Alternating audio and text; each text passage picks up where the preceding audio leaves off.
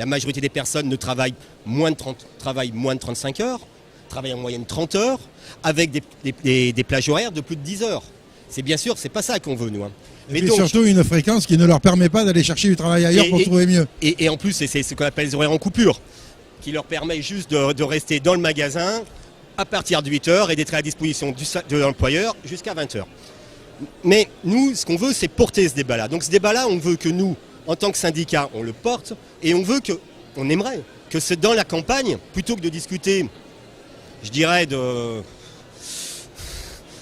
ce qu'on discute, d'affaires, d'affaires financières, comment on ne va pas revenir sur ce débat, mais bon, de dire aussi, de discuter sur, attention, la préférence nationale. Nous, ce qu'on voudrait, c'est qu'on discute des véritables choix de société, et la réduction de temps de travail doit être, pour nous, au cœur de tous les débats actuels. Alors, effectivement, c'est au cœur des débats et il va falloir que les salariés se prononcent. Quel rôle pour les institutions représentatives du personnel dans cette négociation sur le temps de travail et dans les messages qu'ils peuvent faire passer aux salariés? Quand on parle d'institutions représentatives du personnel, on parle du comité d'entreprise, aux délégués du personnel, mais aussi aux délégués syndicaux. Là, je pense qu'on parle aussi du syndicat en tant que tel. Je pense que un de notre travail actuel, sur les 32 heures, c'est d'expliquer que c'est faisable. D'expliquer que, comme je disais tout à l'heure par rapport à cette bataille idéologique, il est normal de revendiquer, de travailler moins et de gagner, moi je vais même exagérer, de gagner plus. Il est normal parce qu'on ne vit pas dans une société pauvre. Je vais quand même donner un chiffre parce que c'est le CICE. Le CICE, je trouve que c'est quelque chose qui peut être important. Le CICE, c'est 19, prévu en 2017, c'est 19 milliards, je m'y perds dans ces chiffres, 19 milliards 500 000. Ça, c'est le CICE qui est prévu. 19 milliards 500 000. 500 millions. 500 milliards. 19 milliards. Excusez-moi, je fais référence de nos dirigeants. Donc, 19 milliards. J'ai fait un calcul parce que ça dit pas grand-chose à personne, ça. En réalité, j'ai fait un calcul sur un salaire. J'ai pris le salaire qu'on demande, nous, de 1800 bruts. Et quand je parle de salaire avec toutes les cotisations, bien sûr. Hein. Donc, et ça permettrait, plutôt que de les donner aux entreprises sans contrepartie, de verser 625 000 salaires pendant un an à quelqu'un et de le payer 1800 bruts.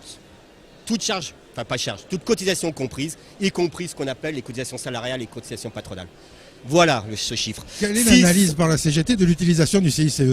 L'analyse du CICE, de l'analyse de la CGT, c'est nous ne donnons pas de l'argent aux entreprises sans contrepartie. Si nous donnons de l'argent aux entreprises, la contrepartie doit bien revenir aux salariés. Le but n'est pas de donner de l'argent où on discute sur j'en donne pour donner plus de dividendes. Si moi, par l'impôt, parce que ça c'est l'impôt, si par l'impôt j'aide une entreprise, il est quand même normal que je l'aide pour que les salariés se retrouvent mieux, pas pour que les actionnaires. Et donc, une des revendications, bien sûr, de ce que demande la CGT, c'est pas d'aide publique sans contrôle. Et entre autres, pour revenir par rapport au CE, par rapport aux instances du personnel, il faut que dans ces instances, les syndicats, les élus, aient un contrôle de cette somme. Voilà. Alors Jean, oui, tu voulais intervenir ? Pour cette histoire de financement aussi, moi je voudrais revenir sur un vieux loup qui serpente de droite à gauche, on appelle ça le revenu de base. Ça paraîtrait comme une solution pour financer les 32 heures, mais ce serait une erreur. Parce que tu parles du revenu universel. Le revenu universel, le revenu de base, c'est selon comment on l'appelle. C'est une erreur parce que c'est pas à l'État de payer les salariés, c'est bien au patron de payer les salariés, on est bien d'accord. Si on commence, le piège c'est que si on commence à donner un revenu de base aux salariés, les patrons ils vont dire bah t'as pas besoin d'être augmenté, de toute façon tu vois t'as un revenu de base. Alors là aussi j'ai une question sur le revenu universel. Est-ce que le revenu universel n'est pas l'aveu de la part du pouvoir qu'on ne pourra pas donner du travail à tout le monde? Est-ce que c'est pas ça qui se cache derrière le revenu universel? Je préfère qu'on discute, plutôt que du revenu universel, de nous comment faire pour que tout le monde puisse travailler et avoir un revenu qui lui permette de vivre. Parce que je préfère qu'on discute de ça. Ça veut dire que le revenu universel, Ça dépend, parce que quand on parle de revenu universel, moi je préfère... Personne ne sait vraiment de quoi on parle. Parce que par exemple, il y a aussi des personnes qui parlent de salaire à vie, qui parlent de... Donc nous à la CGT, on se bat pour que tout le monde puisse travailler et puisse vivre de son travail. Alors je dirais même plus que dignement. On se bat que tout le monde puisse travailler et vivre bien de son travail. Vivre, je disais moi, royalement. Dignement, ça fait non, royalement. Et je pense que c'est là-dessus qu'il faut que nous on discute. C'est là-dessus qu'il faut qu'on aille. On a une société où on crée de la richesse, où on peut la répartir. Et où il est possible de travailler moins, de gagner autant et de répartir aussi bien la richesse et que tout le monde ait une place dans la société. Et il est possible de faire ça. Et donc, battons-nous pour ça. Alors, comment ça va se concrétiser là dans les semaines qui arrivent? Est-ce qu'il est prévu que la CGT fasse déjà des actions au lendemain du deuxième tour pour dire n'oubliez pas ce qu'on veut, n'oubliez pas ce qu'on attendait de vous, voilà vers quoi nous on veut aller. Est-ce que la rue va encore parler comme elle a parlé au moment de la loi travail? Eh bien, nous, c'est ce qu'on souhaite. Nous, de toute façon, il est évident que la campagne sur la réduction du temps de travail, on va l'amener. On va l'amener dans les entreprises, on va le discuter avec les salariés. On va essayer d'organiser une riposte pour faire qu'on puisse descendre dans la rue, qu'on puisse, cette revendication-là, que le pouvoir, que le patronat soit obligé de l'entendre. On va le faire avec les syndicats, on va le faire. Et des campagnes, nous, on continue à se mobiliser. Il y a eu, par exemple, une grève, un appel à grève et des manifestations assez importantes, même si on a un peu parlé, le 7 de la fonction publique, entre autres des hôpitaux. Il y a des rassemblements prévus et des manifestations le 21 mars pour expliquer qu'on a besoin de recréer des industries, mais pas de l'industrie pour travailler, de l'industrie qui crée de la richesse pour tout le monde et qu'on a besoin.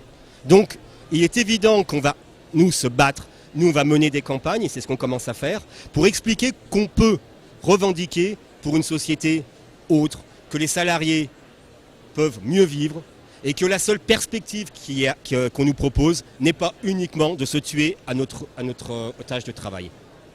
Parce que tout le monde sait quand même que les programmes des candidats aujourd'hui ne seront pas les programmes appliqués. Mais ça, c'est pas simplement parce qu'ils ne tiendront pas les engagements, c'est parce que ça va dépendre aussi de la majorité aux législatives et de cette majorité législative, quel va être le rapport de force dans l'Assemblée. Ça aussi, ça va entrer en ligne de compte. Donc, est-ce qu'on va décider de même pas laisser une période de prise de pouvoir à cette nouvelle équipe? On va tout de suite affirmer, touche pas à ma sécu, on veut la réduction du temps de travail, nous, les revendications... Alors on va repasser par nos studios et puis on reviendra là-dessus. Juste une petite coupure et puis sur la dernière ligne droite on va parler des institutions représentatives du personnel et est-ce qu'on reste passif, comment on se bat dans l'entreprise aujourd'hui?